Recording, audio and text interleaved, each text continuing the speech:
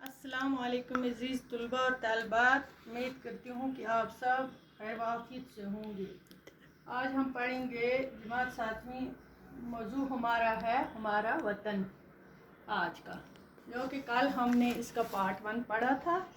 न हो क्यों हमें दिल से प्यारा वतन, अपने वतन से प्यार करता है, शायद है जन्नत का टुकड़ा हमारा वतन, इसे जन्नत का टुकड़ा कहता है शायर। फिर इसकी तारीफ़ करता है, सहाना है सुंदर है सारा वतन, हमारा वतन प्यारा प्यारा वतन है, दरिया रवां गीत गाते हुए, पुरानी कहानी सुनाते हुए। अब हम आगे पढ़ेंगे, कहानी है सारे का सारा वतन, कहानी है सारे का सारा वतन। ये कहानी है पूरे वतन की, अपने वतन की। हमारा वतन प्यारा प्यारा वतन, इस वतन से प्यार करता है दिल से जान से। ये सरसब्ज़ जंगल कहते हुए ये बागों के मंजर महकते हुए, ये महकते हैं ये मंजर बागों के मंजर बहकते हैं, लहकते हुए हैं, झूम रहे हैं। ये सरसब्ज़ जो जंगल है, खूबसूरती है, रवां दवां है दरिया।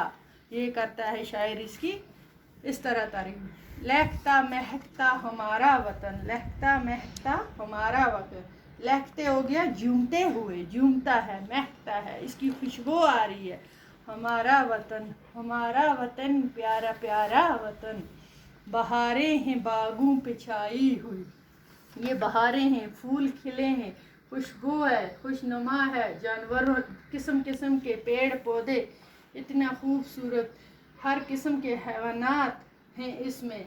और इनमें से कोई एक किस्म नाबूद हो जाए तो दरिया तो कैसा लगेगा। दरियाओं, जंगलों, फूल फलों और जानवरों की बहक के लिए हमें कितना करना चाहिए। ये कह रहा है, बहारें हैं बागों पे छाई हुई, घटाएं हैं क्या रंग लाई हुई।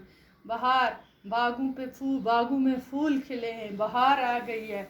घटाएं हैं क्या रंग बिरंगे फूल खिले हैं, रंग इनकी खूबसूरती से महक रहा है पूरा वतन।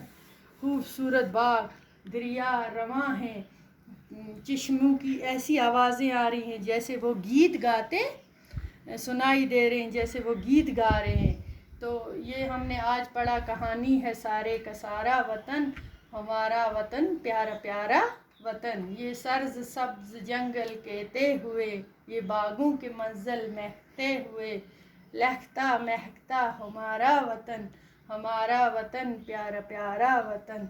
बहारें हैं बागों पे छाई हुई, घटाएं हैं क्या रंग लाई हुई।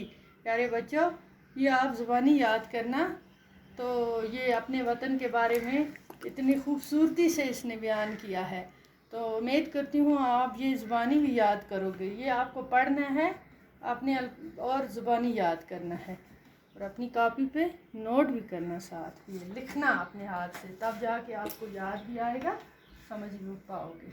तो इंशाल्लाह अगले में पढ़ेंगे इसका दूसरा पार्ट भी। तब तक के लिए खुदा हाफिज़।